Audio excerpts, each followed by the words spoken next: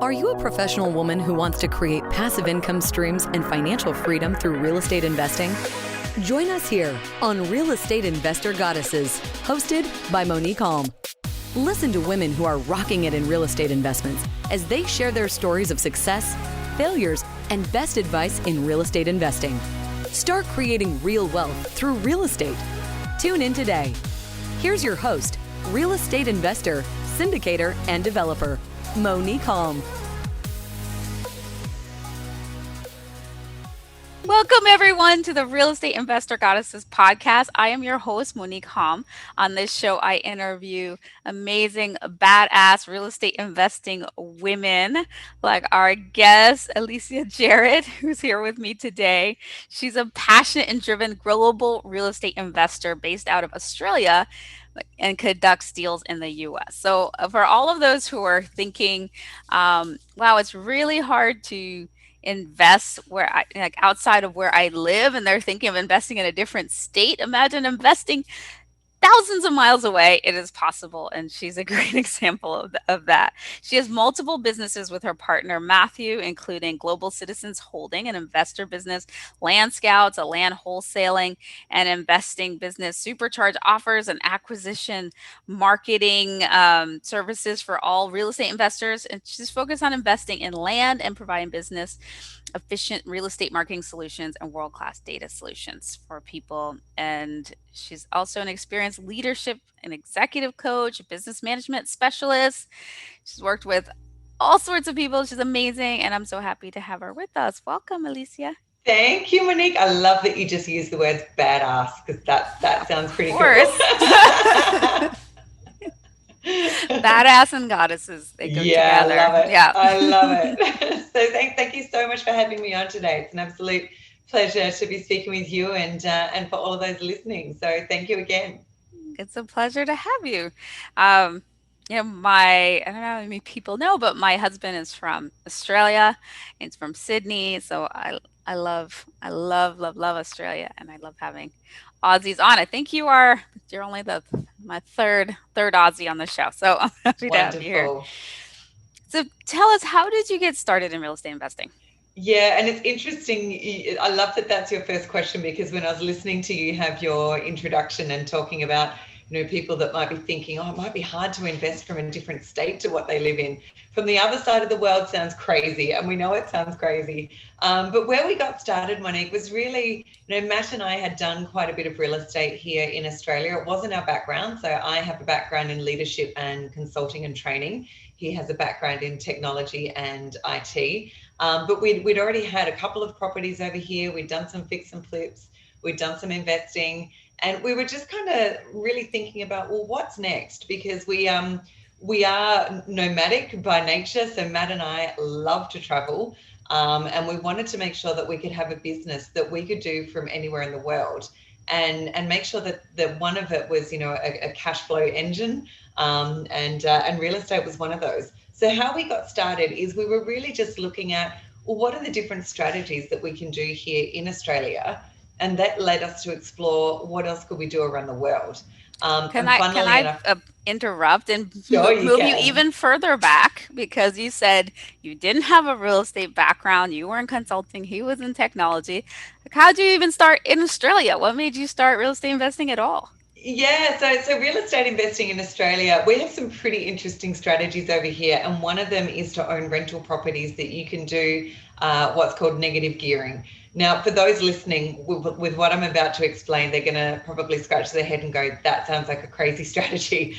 But over here in Australia, if you have rental properties, and most of the time because of the cost of real estate over here, you actually end up in the negative.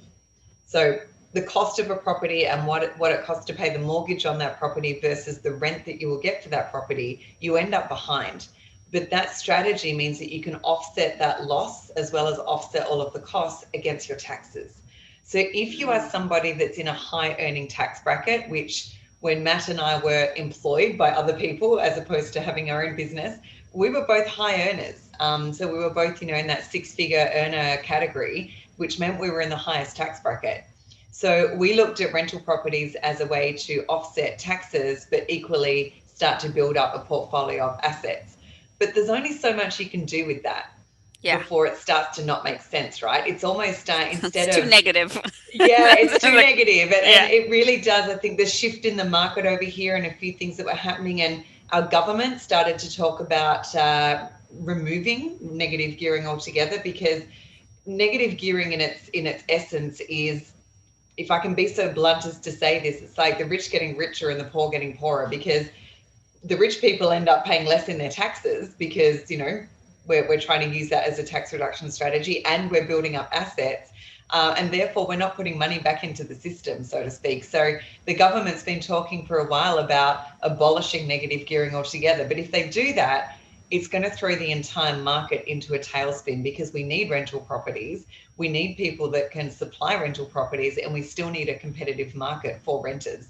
So it's going to be interesting to see where that goes. But anyway, It's interesting. how we got into it is we were thinking that that's not a long-term strategy for us. So what else could we do? Hence, we started to look at different markets. And really where we got started is, I've talked about this on a few other podcasts as well, but I'm one of these people, being that I speak for a living and I train for a living, I love going and seeing other people speak and seeing what they do with their keynotes and all of that. And so I went along to a 2-day speak fest, for lack of a better word, where all these people from around the world were coming and doing keynote talks about their businesses and how they started and what direction they're taking and all of these things. And one of them, whose name I cannot remember now, but he was from the States. This is going back 5 years ago now. And he was talking about, since the crash in the market, what he's doing to buy houses that nobody wants and fix them up and, put families back into homes. So that kind of pulled at my heartstrings a little bit, because we're all about helping out our community. And we then went and signed up for a course on how to do fix and flipping from another country. So where we started, Monique, was actually in houses. We bought and did up quite a few houses in Florida. We did some houses in areas that, I remember one area in particular that we had a house in that our contracting team and our realtor that was helping us out, they were actually armed. And they said to me, don't go out of our site, because this is not the world's greatest area. But we ended up putting a family in there that, it's affordable housing. And we ended up fixing it and putting a family in there and giving them a safe place to live. So, we did some pretty crazy things, but we loved it, and we got the bug, and we caught the bug on doing business in the States, and that's now evolved from there. So that's the long version. But yeah, we had a great time learning all about it, and we absolutely adore doing business in the States because of the opportunity that presents. Yeah, I love that. And this is such a good lesson. And it's something that I had to learn, because I had assumed, and I think a lot of people do, that you have to invest where you live, where you can drive to your property, touch it, fix it, like, self-manage it. And that there was, to find out when I did that, one of my mentors had said, live where you want to live, invest where the numbers make sense. Yeah. And I went, oh, because I hadn't thought about it I until love I that heard that, saying right? too. And so that literally opened up the world to me. What you were talking about in Australia is something that, I live in LA, and when I was investing here, if we broke even, we were thrilled. Right. So it's not that Right? it only happens in Australia. In certain expensive markets in the US, Yeah. it's a similar thing. People, they're just like, oh, well, if it pays for itself, or if it just loses a tiny bit, then they think that's winning. And Yeah. but that's just to know that there are other markets where there's actually cash flow. It's like, imagine that, Exactly. like a Imagine positive that. cash flow And and the double tax digits cash benefits. flow. Yeah, double digit cash flow and tax benefits too. So you can get all of that. I love it. So tell me so it sounds like you're a little more focused on land. How did you get into the We land side? are. Yeah. Yeah. So again, we did a couple of houses and we loved it and we had fun with it. But doing a fix and flip on a house from another state, let alone another country, can be pretty stressful when it goes wrong. So our first couple of houses went brilliantly. We had a great team in place. We had a really awesome realtor that was helping us out. He's still on our team today. Everything went smoothly. until our last house, and that didn't go so smoothly. And I guess our learnings there were, okay, first of all, we can see, and this was only a couple of years ago that we shifted into land. And it was at that stage, Monique, that almost every person you spoke to in real estate was doing some kind of fix and flipping. And so what we saw is the market had tightened really a lot on a couple of things.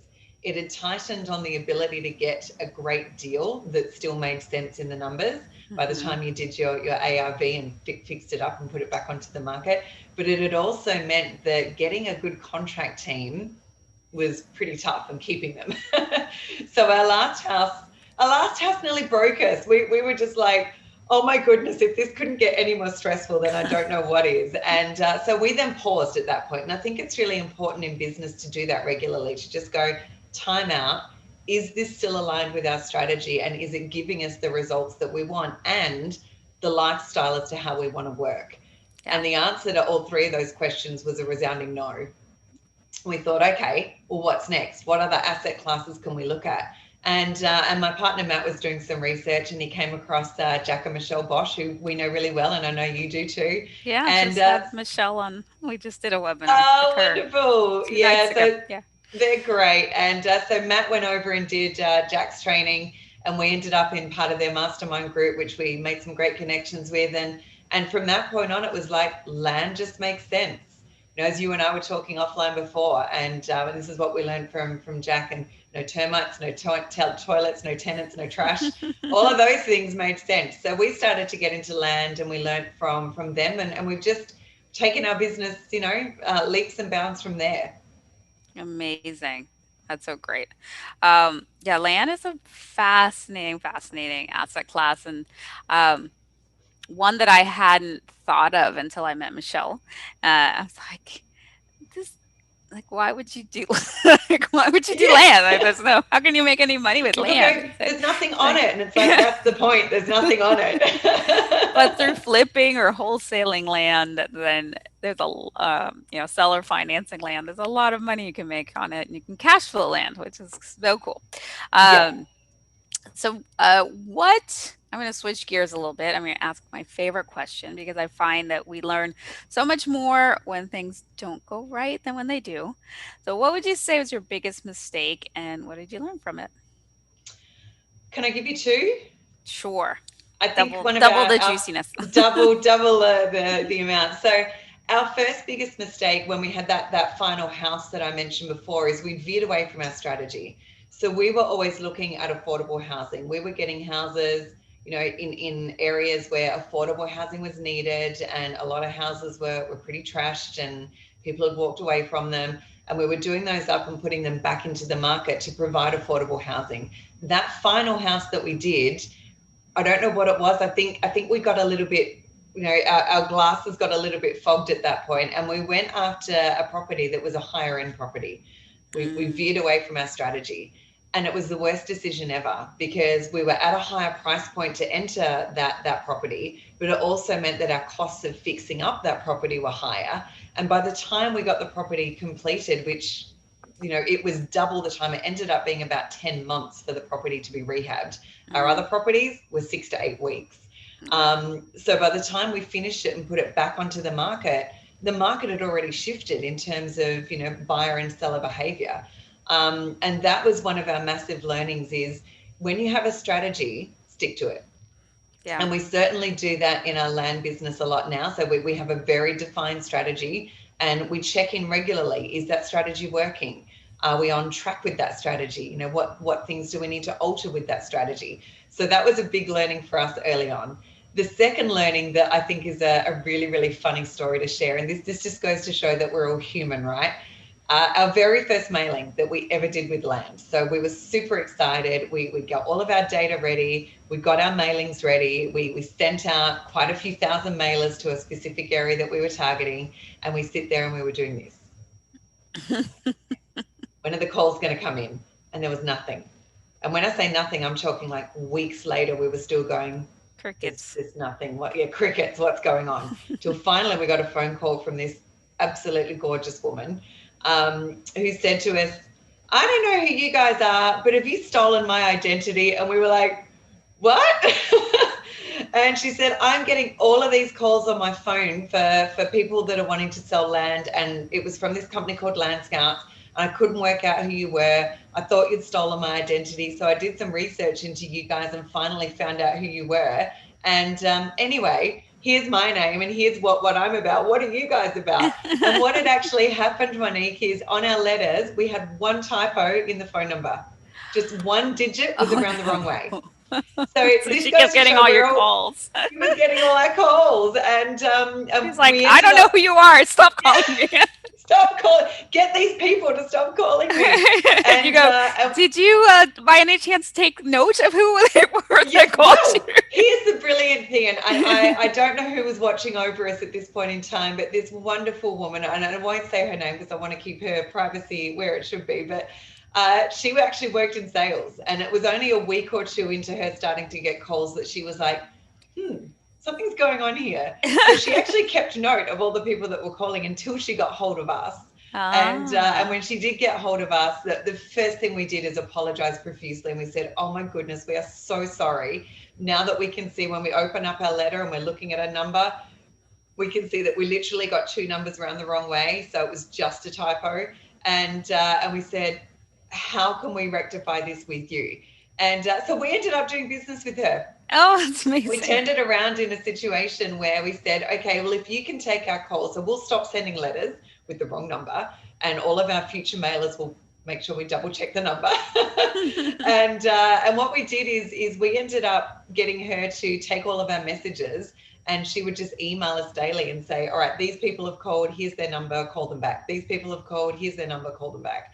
So she was almost like our sales receptionist there for a short period of time. That's great. And then we actually rewarded her and her husband with, getting them in on some deals, which was great. And then I found out what their favorite restaurant was and sent them a big voucher so they could go and eat there a few times, and struck up a relationship with her. But again, that was a massive mistake. But I think the learning from us there is, how do you turn those around? Yeah. Because we all make mistakes. Massive. Yeah. We all make mistakes, and we're all human, and we're learning as we go. And so our learning there was, be kind to the people that are on the brunt end of your mistakes. Yeah. Look at ways to turn it around, and look at ways to really make sure that everything you do in your business. So now we've got checklists for everything. Everything has a checklist, so that we're always triple checking what's going out, our data, our offers, you name it, there's a checklist out for it. So that was a good one. Well, it sounds like it turned into a win in the end, so that was good. It certainly did. Yeah, it certainly did. Beautiful. And what are you most proud of?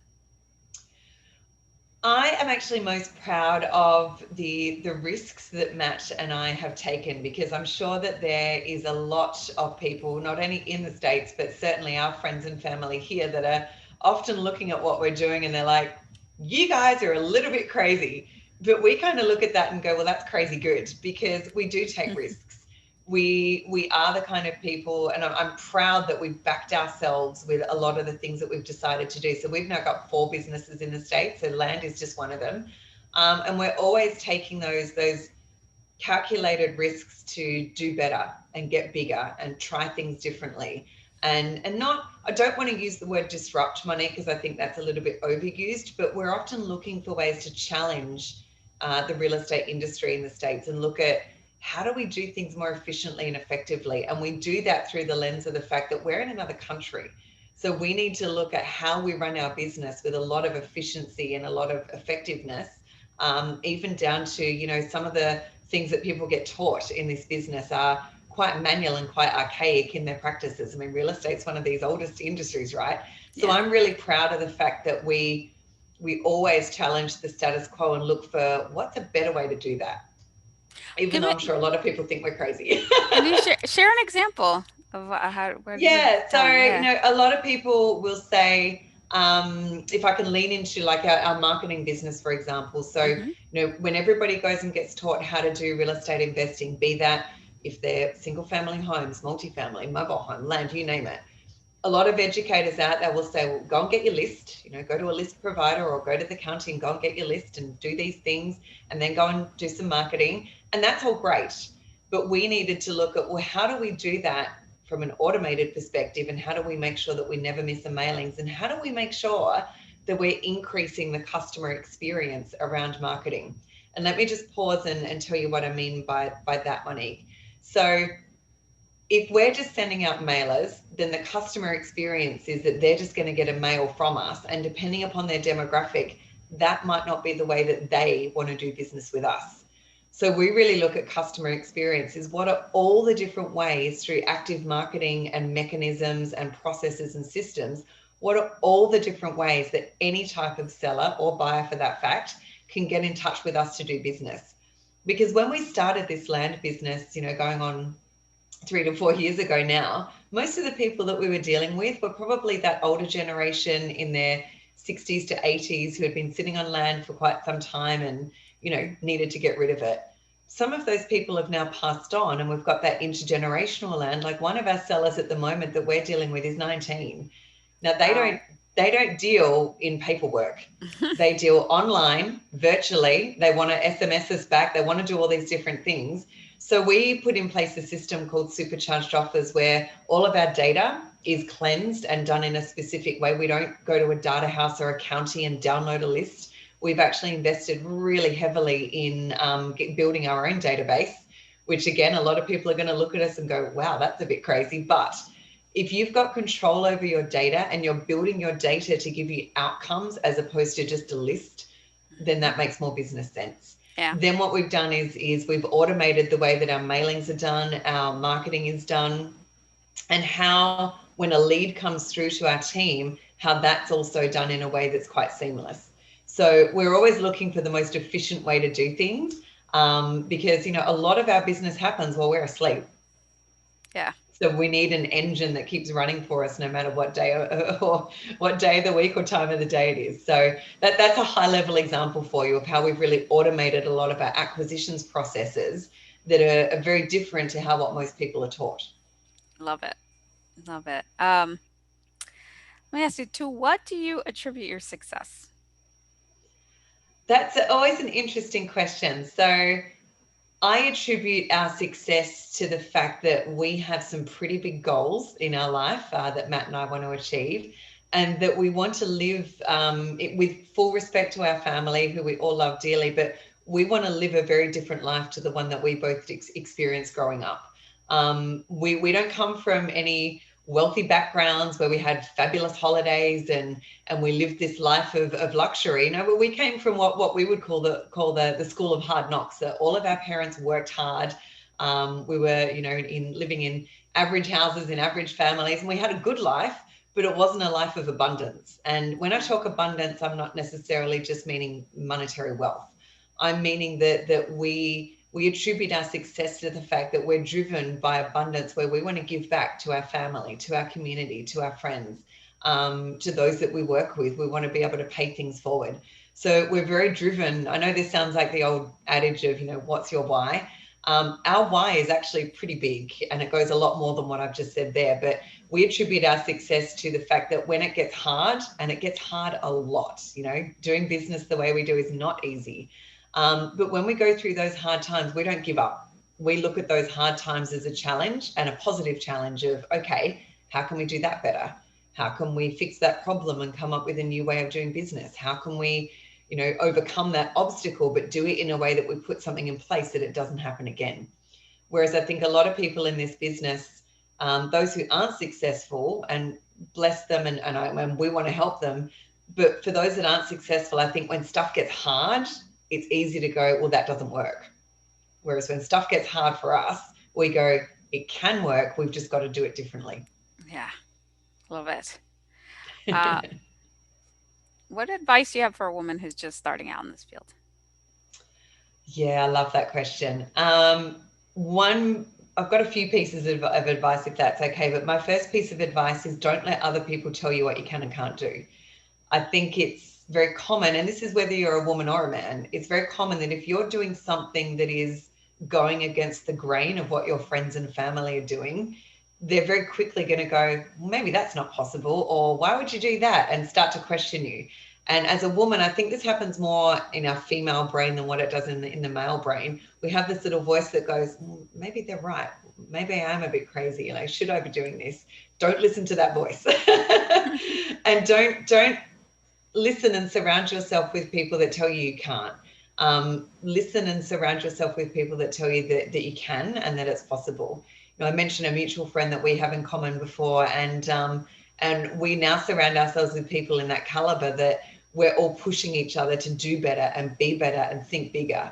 And that's great. So my advice to any woman who's starting out is, be your own boss and own those outcomes and own those decisions, and don't let anyone tell you that you can't.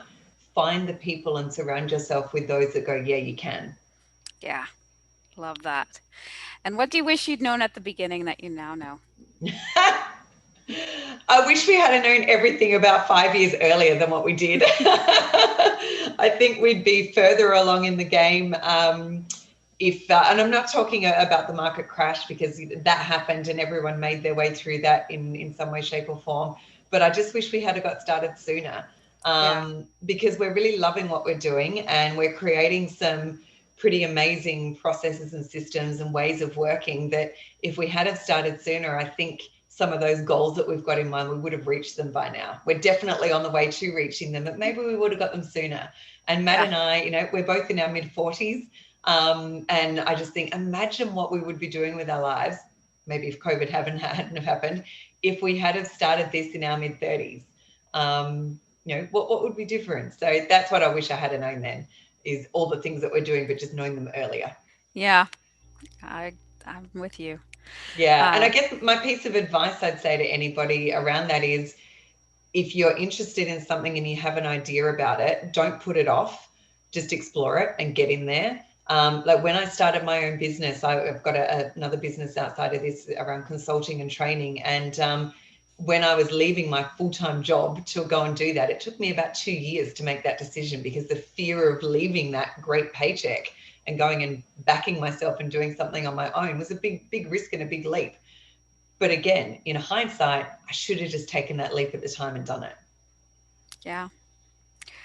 Well, hindsight's 2020, but generally Isn't it? speaking, if we can just I think that's one of the, that's people's biggest regrets, is not what they did do, but what they didn't or didn't do sooner. Exactly. And I think that's, coming back to some of the secrets of our success, Monique, we definitely, Matt and I both have the mindset that we don't want to be turning around in 5, 10, 15, even 20 years time and going, gee, I wish I had tried that. We'd rather try it and fail and learn from that and grow, as opposed to not trying it at all. Fail forward. Fail forward and fail fast. Fail fast, fail often, fail forward. All right. Beautiful. Before we get into our famed end of show Trinity, which is a brag of gratitude and a desire, how can people connect with you to find out more about what you're doing? Yeah, sure. That they can email me direct. I'm more than happy for people to contact me direct. And that is Alicia, so Alicia. I always spell that out because, like you, Monique, we were talking about before that nobody ever gets our names right. So Alicia at superchargedoffers.com. That's one word. They can give me or my team a call, and we are on 888-538-5478. They can also go onto our website at superchargedoffers.com and book some time with us. We're more than happy to do a consulting call about people's businesses. That's mainly our marketing business. Our land business is Alicia at landscouts.com. So they can get in touch with me there as well. And all the links will be in the show notes. All right, beautiful. So time for our famed end of show Trinity. What is one thing you're celebrating right now? What's your brag? My brag right now, I think, is the fact that, so pre-COVID, we would spend a couple of months in the States, couple of months here, couple of months in the States, couple of months here. And we'd go back and forth. And over the last, more than almost coming up 18 months now since we took the emergency flight home from the States to come back to Australia, we haven't been able to travel. But my brag about that is that our business is doing better than ever. And we've really, it sounds like a cliche word, but we've pivoted some of the ways that we're doing business and really embracing more than ever doing business virtually from the other side of the world and really looking at all of the things that we can put in place that would make that better. The brag about that is we're actually now sharing a lot of that with people that are in the States, because it doesn't matter where you are. All of the things that we're learning are things that you can implement wherever. As a result of that, I've actually started a networking group, and I've got people in it from Spain, Germany, UK, Ireland, Asia, Israel, Bosnia, Canada, and South America, just to name a few. All of those people have found me as a result of what we're doing. And we now meet once a month to talk about all the different ways that we're doing business from all of those countries into the States. Amazing. So I'm really proud of the network that we're building and how we're helping people to be able to help their businesses. Beautiful. Well bragged. What's one thing you're grateful for? I am grateful for many things. I'm grateful for, my awesome parents who just support me no matter what. I know that they might listen to this and think that we're a little crazy, and they're starting to understand some of what we do, because when you're in your late 70s and we're talking about some of the things that we're doing in business, I think they glaze over every now and then and they're like, okay. But they have such unwavering love and support for what we're trying to do. And second to that is the love and support of my partner, Matt. I think working together in a relationship is extremely challenging at times, and we've had our ups and downs as a result of that. But more than anything, it's actually made us stronger. So we're an awesome partnership, and I'm extremely grateful for him pushing me when I need to, but him being open to me pushing him when he needs it as well. Beautiful. And last but not least, what's one thing you desire?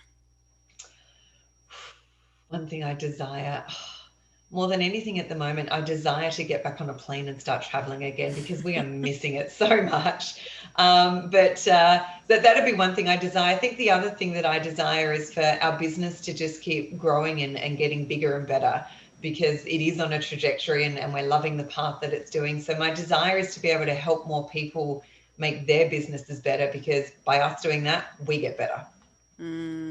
Beautiful. So shall your desire be, or so much better than you can imagine. Oh, thanks, Monique. You're so welcome. Thank you. That was awesome. I loved hearing your story. Y'all, you can connect with Alicia at superchargedoffers.com and also at landscouts.com. Correct. And connect with me at reigoddesses.com. There you can find out about our investor club, our upcoming events and our trainings, and just get connected with our sisterhood.